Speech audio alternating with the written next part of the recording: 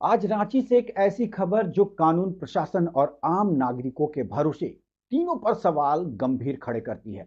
High court के निर्देश के बाद भी रिम्स परिसर से सटे कथित अतिक्रमित भूमि पर बुलडोजर चलाया जा रहा है। लेकिन सवाल यह है कि क्या यह सिर्फ अतिक्रमण हटाने की कार्रवाई है या फिर उन लोगों का आशियाना उजाड़ा जा रहा है जिन्होंने नियम कानून के तहत अपनी जिंदगी की सारी पूंजी लगाकर घर बनाया।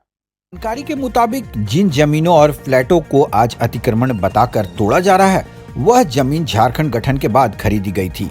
विधिवत रजिस्ट्री हुई, नगर निगम से नक्शा पास हुआ, बैंकों से लोन लिया गया, होल्डिंग नंबर मिला, बिजली कनेक्शन भी जारी हुआ।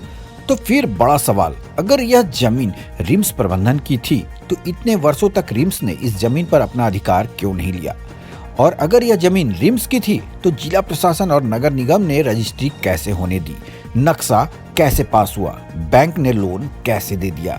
इन सवालों का जवाब आज भी अधूरा है। इस कार्रवाई में कम से कम 10 क्रिश्चियन आदिवासी परिवार भी शामिल हैं, जिन्होंने वर्ष 2004 में जमीन खरीदी, लोन लेकर घर बनाया और आज उनका सब कुछ टूट रहा है।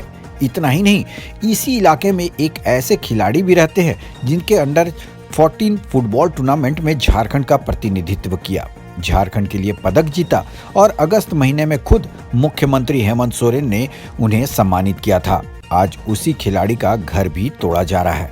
राजनीतिक प्रतिक्रिया भी सामने आई है। पूर्व मुख्यमंत्री बाबूलाल मरांडी ने प्रेस कॉन्फ्रेंस कर साफ कहा था, दोषियों पर कार्रवाई होनी चाहिए, न कि उन लोगों पर जिन्होंने जीवन भर की कमाई घर बनाने में लगा दी।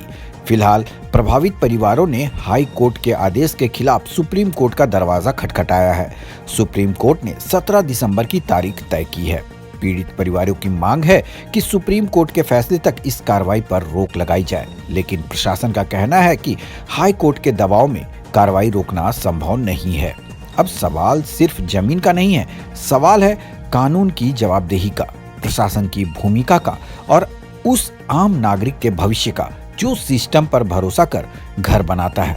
देखना होगा कि 17 दिसंबर को सुप्रीम कोर्ट से इन उजड़ते आशियानों को कोई राहत मिलती है या नहीं। झारखंड ब्यूरो की देखे खास रिपोर्ट।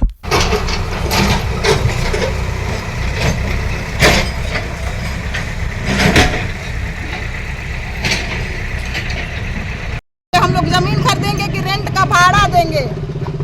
कहाँ जाएंगे? इसको क्यों नहीं सोचती? और इतने ठंड कड़ाके की ठंड है, हम लोग कहाँ रहेंगे? सरकार बोलती है कि मैं सब कुछ दे रहा हूँ, लेकिन मेरे लिए तो तोड़ रहा है।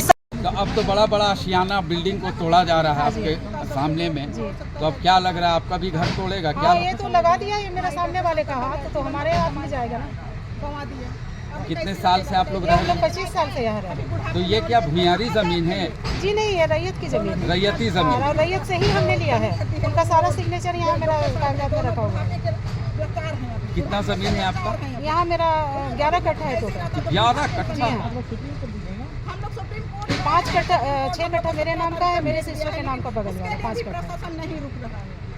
क्या इस पे आप कहना चाहती हैं? हम ये कहना चाहते हैं सर, देखिए हमारे पास सारा जेन्युइन कागज है। अगर रिम्स के पास कोई कागजात है ऐसा इस जमीन के एवज में, आप हमको दिखाइए ना। तो क्यों नहीं दिखा रहे? आप लोग आपने जैसा कहा था कि हाई कोर्ट का आदेश है, वो भी हमारे केस में नहीं है। एक कोई ज्योति शर्मा के केस में आप बता रहे हैं कि ये रिम्स का में अधिग्रहण किया, तो ज्योति शर्मा का यहाँ क्या लेना देना मेरे से?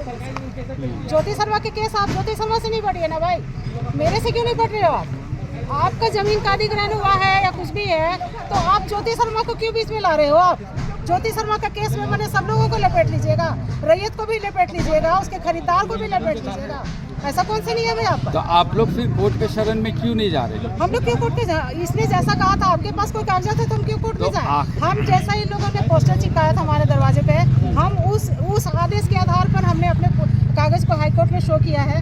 शो में स्टे के लिए हमने रिक्वेस्ट किया कि भाई नहीं, वहाँ तो जितना याचिका था हस्तक्षेप सबको खारिज कर दिया। मानते हैं, लेकिन जैसा इन लोगों ने रिम्स डायरेक्टर ने एक वीडियो जारी करके कहा था कि आप जो कागजात है तो ठीक है, आप कोर्ट जाइए, वहाँ से स्टे ले लीजिए, हम छोड़ देंगे आपको। ठीक है, अगर मान लिया किसी भी रूप में वो स्टे मेरा कैंसिल हो गया, मान लेते हैं हम इस बात को, तो आगे भी तो कोई जगह है ना। हमने अभी सुप्रीम कोर्ट को फाइल किया हुआ है, इसी को फॉरवर्ड किया हुआ है। तो जब तक सुप्रीम कोर्ट का ऑर्डर नहीं आता, आज लिस्टेड था, अब हमें नहीं पता कि आज जो लिस्टेड और हियरिंग का जो डेट दिया था, और जैसे यहाँ पर प्रशासन वगैरह करे 2 दिन के बाद है आप लोग का हियरिंग, आप कैसे बोल रहे हैं? हम बोले 2 दिन बाद हुआ, आप लोग बढ़ा चुके होंगे क्योंकि आप चाहते थे, आप बोल दिए हम लोग को कि और ये सारा करतूत कर लें हम, उसके बाद में हम लोग का तो काम खत्म हो जाएगा, ये रहिए तो अपने आप चले जाए। हाँ बोला होगा, यही लोग बोला होगा। 2 दिन इन्हीं लोगों का काम है, बढ़ाया हुआ, और हमारी सारी जमा पूंजी यहाँ लगी। हम रिटायर्ड पर्सन है, इंश्योरेंस खेल खेला हम लोग के साथ। वो लोग मजाक समझ रहे हैं कि घर बनाए हैं तो यूं ही हम बना लेंगे। सारा लोन मेरा जमीन से लेकर के जब तक घर बनाने लोन भी पास हुआ। लगा, बिल्कुल। हमारे सारे पड़ोसी 20-20 लाख तक का लोन है, कौन देता है 50 लाख तक का लोन। अपडेट खबरों को देखने के लिए देखते रहें खबर 365 न्यूज। साथ ही लाइक, शेयर और सब्सक्राइब करना ना भूलें।